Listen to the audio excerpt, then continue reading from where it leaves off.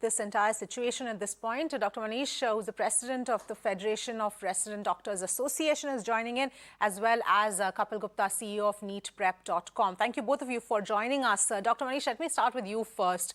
There was a meeting with the Union Health Minister that some of the resident doctors had just a short while back, and nobody seems satisfied with any of the assurances that were put forth by the Health Minister at this point in time. If you can give us a little bit of insight into what exactly is going to be the road ahead given this particular meeting.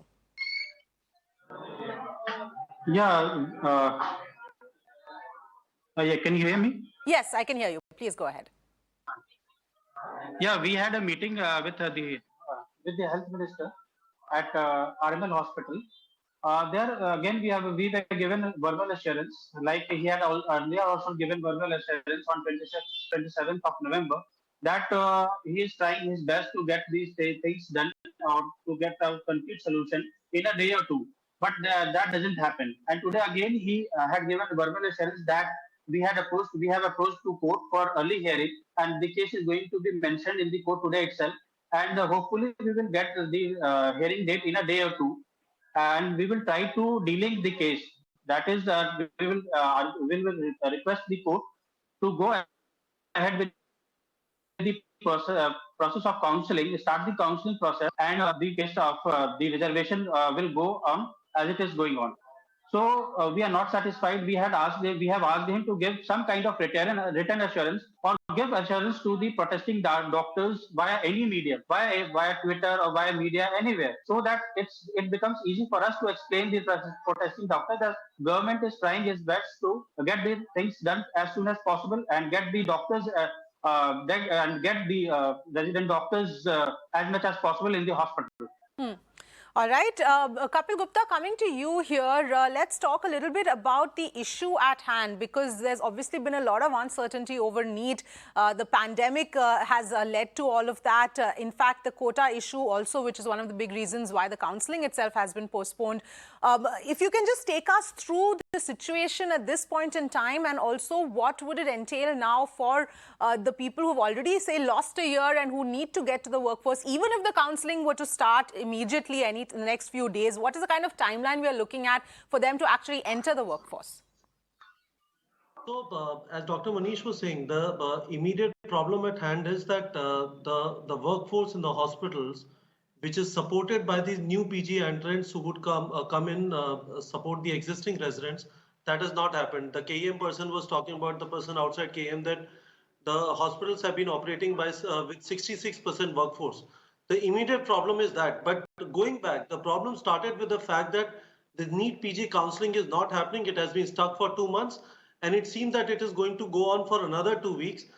Because of the same issue, EWS issue, NEET UG counselling has also not started, which means 9 lakh aspirants in NEET UG are also waiting for the counselling process to start, though they are not going to directly contribute to the workforce in the hospital. But ultimately, the session is getting delayed. There is a massive set of people across India, 8 lakh households across India, which do not know when their kid is going to be in the in a college. So all of this, it seems to be a problem which would have been very, very evident, but the attitude with which the Solicitor General presented and the attitude with which the honorable judges in the Supreme Court reacted to the problem. Okay, why have you put this 8 lakh ceiling? And this conversation to and fro happened for 1 month without any concrete thing. At the end of it, Solicitor General said, we will form a committee, we will reconsider this 8 lakh thing. And you have this whole huge mass. No one understood that while they were having these relaxed conversations, it is going to have such massive impact. What you are hearing from Dr. Manish, what you were hearing from people outside KEM. So someone has to come up with a solution to this problem. Obviously, the health minister cannot guarantee anything to RDA people, because the matter is sub judice. They can promise something, but it is dependent on whether the judges are going to agree on this or not. The thing that needs to happen is someone needs to go back to the court, say, you know what, this is the solution. We are probably going to go ahead with this criteria if the doctors agree, if the people who have petitioned agree, and we are going to look at it later. But it all seems very comical right now at best. Absolutely, some very important points there, Kapil Gupta. But request both of you to stay with us. We've also got some reactions coming in from certain patients who are facing a tough time at this point. Let's listen in to what they had to say. तो इस वजह से वो doctor हड़ताल में है, दिखा नहीं पा रहे हम लोग। तो यहाँ से अब कहाँ जाएंगे, क्योंकि इनकी तो हालत खराब है। क्योंकि मैं देख रहा हूँ, अब मैं एम्स में जा रहा हूँ, लेकिन एम्स में भी वही है कि वहाँ पे नहीं ले पा रहे, नहीं ले रहे। हो रही है। हाँ जी, अंदर डॉक्टर आपको देखा कि नहीं देखा? नहीं देख रहे हैं सर, नहीं देख रहे हैं, क्योंकि ऑलरेडी वो स्ट्राइक पे बता रहे हैं, गार्ड साहब भी बता रहे थे स्ट्राइक पे बैठे हुए हैं, तो फिर वही प्रॉब्लम है, पेशेंट को तो प्रॉब्लम ही प्रॉब्लम है ना। गिर गए थे वो सीढ़ी से, हमको जाने नहीं दे रहे। मेरी बहन है। क्या बोल रहे हैं, क्या प्रॉब्लम क्या? मेरी सिस्टर जो है, उनका हस्बैंड गिर गया था सीढ़ी से, तो बेड चेंज करना है। मैं 8 बजे से अंदर ही नहीं जाने दे रहे। तो वो बाहर ही पड़े हुए हैं? नहीं, अंदर है, लेकिन बेड चेंज कर। हाँ, तो मेरे को बुला रहे वो लेडीज। क्या नहीं देख रहे हैं, डॉक्टर से दिखवा दो, बस ये कह रहे हैं वो हड़ताल पे बैठे हैं और मेरे पेट में कल से बहुत दर्द हो रहा है। कि जाना ही नहीं दे रहे, एंट्री नहीं करने दे रहे, इधर से इधर कह रहे हैं हड़ताल पे बैठे हैं तो देखेगा कौन, डॉक्टर ही नहीं है तो देखेगा कौन। Dr. Manish, coming back to you, obviously we do know that it is an extremely tough time for doctors and at the same time it's the patients, many patients are also suffering. What's going to be the road ahead at this point in time? Written assurances is something that has been a big demand but that has not yet come through. What is going to be the road ahead? Because in Mumbai also, Maharashtra, we are seeing doctors and certain colleges, hospitals joining this protest as well. What can you tell us? Our only sole demand is to expedite the process of NEET counseling. Nothing else we want from the either from the court or from the government. If they are putting the pressure on the court, or if they are going to approaching the court to get the counseling done as soon as possible, and if we get the date of hearing in a day or two, then that will be a very positive point for us. Then we will discuss with the other RDA members, other members of the RDA across the country, and we will then we will decide what is to be done ahead.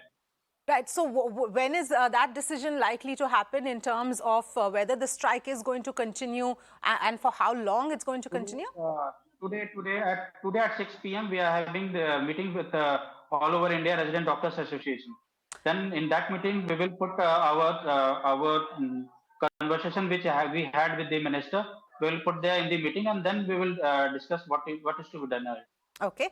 Kapil Gupta, coming back to you here, if you can sort of give us a slightly more, if we just zoom out a little bit and look at the broader picture here, because you said even the UG students are stuck, the PG is also stuck at this point in time. So this entire delay, with many having lost a year already, what is the kind of long-term ramifications it's going to have on the induction of the new doctors into the workforce? See, Avni, to some extent, this was slightly unavoidable from one perspective, that the exams have been getting delayed because there was this coronavirus thing. NEET UG exam, for example, typically used to happen in May. For last 2 years, it has happened in September. So that is one delay which was unavoidable. There was a health crisis, and government was responding to it with respect to delayed dates. This whole thing is a self-inflicted goal. I don't think it has long-term ramifications. Government has been investing heavily with respect to increasing number of medical colleges. More people are going to come into the workforce. It is understood. It is a matter of national priority. The only thing is this short-term pain. All these doctors, when they say something like, we typically work 12 hours a day, 6 days a week.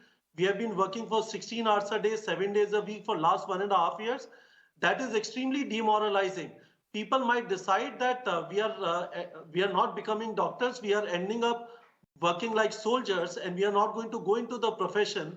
That is the challenge that is going to start happening. So all of this thing needs to get relaxed a bit. Otherwise, people are going to get tired. They are going to make mistakes on the operating table, when they are consulting patients. So all those things are going to happen.